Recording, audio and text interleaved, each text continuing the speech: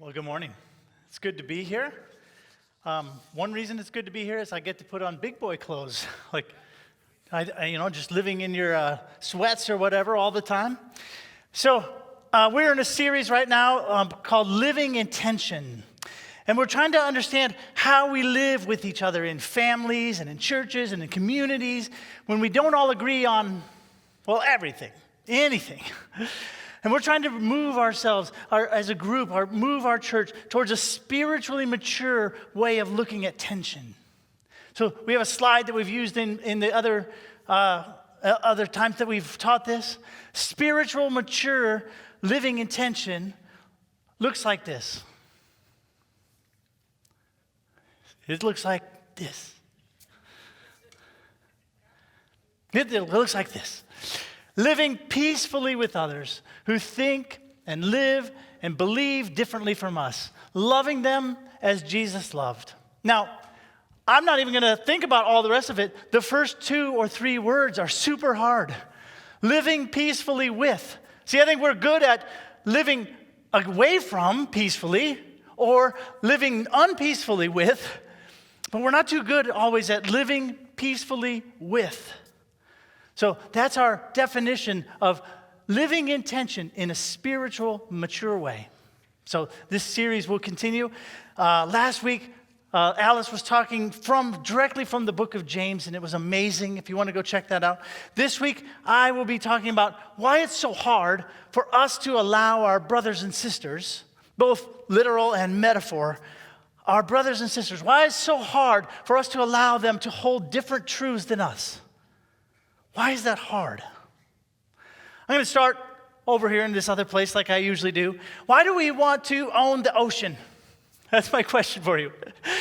Why is the most expensive houses in the world always on oceanfront or on lakefront or in the mountains? Why is it that we think that if we could just own a piece of that everything would be great? Why? Because when you could also go there, you could travel there and go to almost the same exact place and for free see the same exact view. But instead, we think we need to build multi-million-dollar houses sitting on the ocean property. Or why do you want to own a painting when you could go see it somewhere else? Or why do you want to own anything that's beautiful? For me, it's this. I want to own a cabin in the woods. I just really want to own the woods, my little piece of the woods. Well, part of the reason we want to own them is because they're beautiful. And we're attracted to that beauty. And we get inspired by it. And we are filled with awe by it. So that inspires us. But there's this thing in humanity that when we do get inspired like that, when we do get filled with awe, we just want to possess it. We want to control it. We want to possess things that attract us. Because we think that then we'll always be able to have that feeling of awe, that feeling of inspiration, that feeling of excitement. And to some extent, that's true. I mean, to some extent, living in a place that's beautiful can continue to bring you awe and wonder. But other things happen too. As soon as you own it, as soon as you own your piece of the woods, your mindset towards it changes. It has to. Because now you also feel responsible for it. In addition to the awe, you now feel responsibility. Now you feel like you need to guard it, protect it, define its boundaries, maintain it, insure it, repair it, paint it, dust it, mop it, rake it, mow it, and get a special light to show it. Right? You have all these things that you need to do suddenly or slowly sometimes over time. This pressure comes along with the joy. And it also, once you own it, it carries some fear. There's some fear that you're going to lose it or fear that it's going to depreciate. And the other thing that happens that may be more subtle that you might not have thought of is in your mind, people's opinion of it becomes their opinion of you. If it's a mess, then you are a messy person. If it's in disrepair, then you are a lazy person. If it isn't as good or as fancy or as nice as somebody else's, then you're an underachiever. So what do? We order it. We put it in rows. We make it neat and tidy, which is how we get from the woods to here. An English garden, a formal garden. This is what we do. This is humanity. We start with the woods, wild and untamed, and we end up there because we just feel the need to control it and put it in rows and make it tidy because we feel the pressure of people judging us for it not being that way. I live kind of near the woods, and there's trees on my property, and it's such a funny thing that I can walk outside my house and see a limb that has fallen from the night before and get all these feelings of guilt and pressure about what the neighbors might think and disappointment that this thing is now a job that I have to do.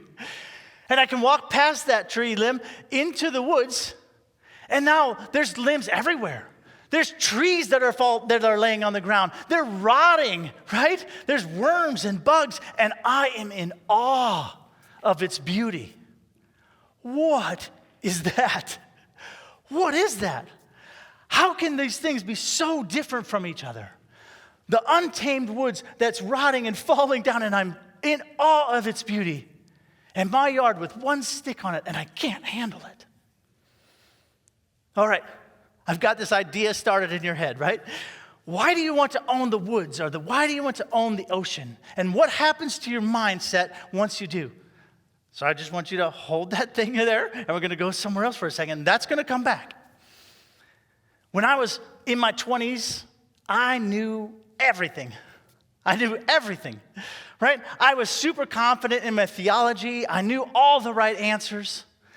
And so I taught adult Sunday school. I started to lead some of college small groups. I started my own consulting company. So I guess with those three examples, it also says that I wanted to tell everyone what the right answer was, right? I didn't just know it. I needed to tell people what the answers were. In fact, my wife's grandfather would say with this chuckle, "So, John Deere needs you to tell them what to do, huh?" And I think he was impressed, but I also think I now see the absurdity in what he was seeing. Okay, so I'm this kid who knows everything. And I have two brothers and a sister. And my two brothers and sister are actually smarter than me. Not to say I'm smart. They're smart. Okay, you got it. They had different answers to life's questions than I did, right? They behaved differently. They believed differently. And so, by the transitive property, which you know because you memorized it in junior high school, right? By the transitive property, if what I believe is right and what they believe is not what I believe, then what they believe is not right. That's math. I mean, that's just fact, right? If they don't believe the same as I believe and I'm believing right, then they're wrong. So this is me. This is Kurt, 20-year-old Kurt. One day, I'm on the phone with my dad, wise dad, and he taught me things often through these little phone calls. So on this particular phone call, some 30 years later, and I still remember it very vividly, he told me that maybe I should check out, Romans chapter 14. In it, he said that Paul says that one person can believe and do one thing, and another person can do and believe a different thing, and both of them could be acting righteously. No, I might have scoffed out loud. I might have made that sound that I just made. I don't remember what I did. But I do know that I thought he wasn't right. But my dad, also super smart, and has studied his Bible way more than I had at that point. So I always had to at least listen and ponder what he had to say. So just for some context, if you don't know, Romans is this letter that a guy named Paul writes to the church in Rome. Right? And Paul wrote lots of letters to lots of churches, but this particular one to Rome, we think of it sort of as the queen or the jewel or the top dog letter that he wrote. And one of the reasons is because he hadn't been there yet. So in these other letters, you always feel like you're just sort of inserted into the middle of a conversation and you don't know what had happened before because Paul had been there. But in Rome, he hadn't been there. So in Romans, he just sort of lays things out as if he's just laying them out from scratch. And so it becomes one of our sort of primary or main texts of Paul. So within this particular section that is chapter 14, of course, he didn't chapter it that way, but he's talking about this problem that was happening at the time all over the Christian world. See, some of the early converts to this Jesus following, lots of the early converts to this Jesus following were Jewish, right? They grew up Jewish. They learned Jewish law. They celebrated Jewish celebrations. But the other big part of people who are becoming Jesus followers were not. They didn't grow up that way. They didn't know that. And they had very, very different mindsets about what God wanted from them. And in this particular chapter, this chapter 14, Paul's dealing with two things. He's dealing with dietary laws, whether or not you should eat meat, because there was this risk that the meat that you bought from the marketplace might have been sacrificed to an idol the day before, because the butcher was a person who was a religious practicer of this other god. So he sacrifices the meat to an idol, then he brings it to the market, and then you buy it, and then you eat something sacrificed to an idol, and then you're a bad person, right? That's one thing he's dealing with. And the other thing he's dealing with is holy days, whether you should celebrate these Jewish holidays that were laid out in the Old Testament. Now, you guys, this is no minor thing. Like today we think of this, when we read this, we're like, oh yeah, he's talking about eating meat and he's talking about holidays, kind of side issues, kind of little things. These are not little things to the Jewish people. These are fundamental. In fact, if you go back and read Exodus and Leviticus, you're going to find more laws about dietary practices and holy days than almost anything else. I mean, maybe idolatry would rank higher. I haven't actually counted.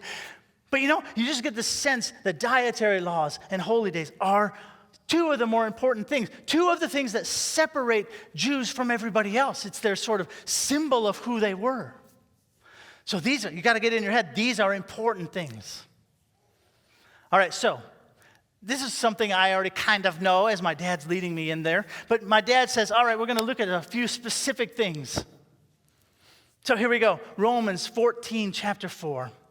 Who are you to judge someone else's servant? To their own master, servants stand and fall. And they will stand, for the Lord is able to make them stand. So you don't know my dad, but you got to hear my dad talking to me then. So Kurt, this is his teaching style. He would ask you a question that you could not squirm out of. Like you knew the answer, you knew where he was pushing you, and you still couldn't get out of it. So Kurt, my dad would say, if you serve God, who tells you how to do it? Well, God does. The Spirit does. I listen to him. I pray, and I know. And so if they serve God, who tells them how to do it? Yep, same. So is a master, and maybe for our time we should change those words, your boss. Is a boss able to tell one person who works for them to do one thing, and a boss able to tell another person who works for them to do another thing? Is that possible? Is that okay? Of course it is, Dad. Okay, then, do you think you're the one actually who should get in between the boss telling them what to do and them doing it? You think you should insert yourself in that? Whoa, hi. No. See, Kurt, this verse says that you're each a servant. You're each a worker working for the same God, reporting to God, and that you shouldn't be judging his orders to them. You should be thinking about your orders. And then for good measure, Paul adds this, just because you're thinking to yourself, well, yeah, they can do that if they want, but they're going to fall. They're going to be going in the wrong direction. Paul adds, no, they will stand, for the Lord is able to make them stand. What do we do with that, right? Okay, we're going to move on. That's what we do with it. Romans chapter 14, verses 5 and 6. One person considers one day more sacred than another. Another considers every day alike. Each of them should be fully convinced in their own mind. Whoever regards one day as special should do so to the Lord. Whoever eats meat does so to the Lord, for they give thanks to God. And whoever abstains does so to the Lord and gives thanks to God. So, Kurt, do you think your brothers and sisters love God? Yeah. Do you think that they have thought about these issues, that they're smart people, and that they actually believe what they believe? Yeah. Do you think they honor God and give thanks to God with their lives? Yeah. Okay, so this verse is saying that honoring God and giving thanks to God is actually the important part of the deal. That the eating and the holy days weren't the important part. Even though Exodus, Leviticus makes them seem that way, Exodus and Leviticus were getting at honoring God. And the prophets and Jesus come along and say very similar things. Honoring God, that was the thing. Okay, we're going to keep moving. Romans chapter 14, verse 10. You then, why do you judge your brother or sister? Or why do you treat them with contempt? Kurt, I don't think we need a lot of questions there. Why do you do it? And finally, Romans 14, chapter 23. But whoever has doubts is condemned if they eat, because their eating is not from faith. And everything that does not come from faith is sin. So this is Paul, this is not my dad, this is Paul turning the thing upside down, right? He's taking his argument and he's looking at it from the other way, and he says, besides, if that person who really believes what they're doing started doing the things that you really believe are right, but they don't believe them, then they're not doing right because they're not honoring God. So, Kurt, do you think that if they did it your way, they would actually believe that what they were doing was more right? No. No. Do you think that it would be better for them then, for their soul, for their relationship with God, if they did what you think is right or what they think is honoring to God? So in my mind, I was like, I got you there, Dad, because those two have to be the same, right? Doing right and honoring God have to be the same. Do they? In this entire chapter, Paul knows exactly what he thinks is the right answer. He at one point says, I am fully convinced, knowing from the Spirit of God the right answer, and yet, if you do it and you don't believe it, it's not right. If their eating is not from faith, it's sinful. So it's better for them not to do it. I was kind of disturbed by this conversation 30 years ago, enough that I still remember it. I still remember it, and I still wrestle with it, kind of. It pushed me off balance. It made me think. It challenged me to adjust, which is exactly what living in good tension is supposed to be doing, right? We're supposed to be helping people think and adjust. So I want to pause and acknowledge your feelings that were my feelings at that time. Maybe if you're here, there's a voice inside your head, or if you're at home, it's not been inside your head, you've been yelling it at the TV. Are you trying to say then that I can do anything I want as long as I feel like God is telling me to do that, and as long as it's honoring God? Are you telling me that, like, if I think God tells me I should kill my brother, then it would be wrong for me not to do that? Well, it shouldn't take me this long to answer that question, should it? Well, no, I'm not saying that. Although, with that exact scenario, I think maybe you should ask yourself, do you believe that Abraham was righteous when he was about to kill his son because he thought God had told him to? Do you believe that was credited to him as righteousness, as the New Testament later said? I mean, he was about to do something wrong, dead wrong. It was wrong.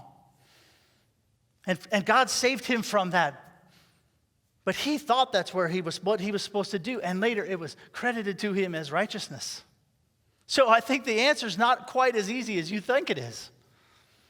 But still, I am not saying that anything you do, you can do if you thought God was telling you to do it, because I think we often get it wrong. I think when we're on our own and by ourselves, sometimes our mind takes us to a place where we think God's telling us something that he's not. In fact, Paul, in a different letter, in the letter to the Corinthians, he has to deal with this exact issue of people taking his lessons too far. He was with the Corinthian church, and he taught them his beliefs. And then he leaves, and then they kind of take it a little too far. And so in one point he has to say, hey, you guys, I heard that there's a person in your midst who's committing incest, and you guys are letting it happen because of freedom, because of this principle. Don't do that. Don't do that. That's wrong. You should be putting a stop to that. But in that same exact example, you've got to at least think through the idea that how did they get there? How did the Corinthian church get there? Because they listened to Paul and they thought about what he was saying, and then they took it a bit too far, but he's on the right road. Right? So, I think you might need to also acknowledge that you might not be quite as right all the time as you think you are. And your brother and sister might not be quite as wrong all the time as you think they are. And I think maybe we should then look at the end of this chapter, where Paul gives us this principle at the end in verse 19 and 20. Let us therefore make every effort to do what leads to peace and to mutual edification. Do not destroy the work of God for the sake of food. Let us make every effort to lead to peace and to mutual edification. So do you think killing your brother is leading to peace and mutual edification? I'm pretty sure it's not mutual edification, for sure. So this is one of the things we should be running through our head. Are we leading to peace and to mutual edification? And then this is an amazing little phrase at the end. Don't destroy the work of God for the sake of food. And what he's saying is, don't destroy your brother because of what you believe about eating. Food is not as important as your brother. That is a powerful verse. Do not destroy the work of God for the sake of food. All right. Now I'm going to attempt to join the two threads. Remember what we started with? Why do you want to own the ocean? And what happens when you do? So, why are you so prone? As a human, why are you so prone to judge and condemn and destroy your brother or your sister? And I think one of the reasons, among others, one of the reasons is because I have decided to own the truth. We're attracted to the truth. We're attracted to its beauty. We're inspired by it, by its purity. And we want to do what's right. And in some way, we have decided to take ownership of it. We have signed the deed for it. And once we do that, then we start to feel the need to guard it and protect it and define its boundaries and to maintain it and to ensure it and to repair it and to paint it and dust it and rake it and mop it and mow it and get a special light to show it, right? We decide that it's up to us to protect it. We start having this fear that something is going to happen that's going to make it go away. It is going to be destroyed on our watch. We are going to lose it. And we start to think that people's opinion about it, the law, the truth, is their opinion about us. If my brother or sister thinks differently or thinks that this part of the law or the truth isn't the same as me, then what they're really saying, if they're not saying it, is, you're dumb, you're stupid, you're not right. We've moved this assignment of their opinion about that to their opinion about us. And so because of all those things, we tidy it up. We put it in rows. We make it neat and tidy. We establish its boundaries. And we turn it into an English garden. It is very knowable. It is very straight. It is very symmetrical. We can't accept one branch being out of place. And we become desperate to grab and protect and defend it. When really, the truth has asked us to honor it and to give thanks for it and to seek mutual peace and edification. So, from a 30-year-old teaching from my dad, actually, he wouldn't have called it that, from a 30-year-old phone call from my dad, I think there's a couple of things you can learn. First of all, I have 3 questions that you could ask yourself. Who are you to judge someone else's servant? Who are you to judge someone else's servant? To their own master, they rise and fall, and they will rise. They will stand because the Lord is able to make them stand. Number 2, why then, why do you judge your brother and sister? Why are you doing it? Just be thoughtful. And then even more, why do you hold them with contempt? Why do you treat them with contempt? 3 questions to ask yourself. Now, the next one is 3 statements from Paul that you might use when you're asking these questions. One thing Paul says, if anyone regards something as unclean, then for them it is unclean. So there actually is differences in how we believe and think and do, and there actually can lead us to do different kinds of righteousness. So don't destroy the work of God for the sake of food. Don't destroy your brother because of this. And finally, if your brother or sister is distressed because of what you eat, how you follow the law, how you think and believe, if your brother or sister is starting to feel like you are judging them and not the law, then you're no longer acting in love. Do not, by your eating, destroy someone for whom Christ died. So I'm going to just challenge you again. Do what leads to mutual peace, mutual edification. I'm going to pray. Heavenly Father, strong words from Paul here, but also words that kind of are foreign to our minds. This isn't how we think. But there's this idea that we're trying to establish of what it means to live in tension, what it means to have constructive tension, to be able to have a context in which we can help each other through mutual edification without destroying each other. I pray now that you just really help us, because these are complicated, confusing questions. Help us understand and evaluate ourselves. Help us to live in tension, but in peace. In Jesus' name.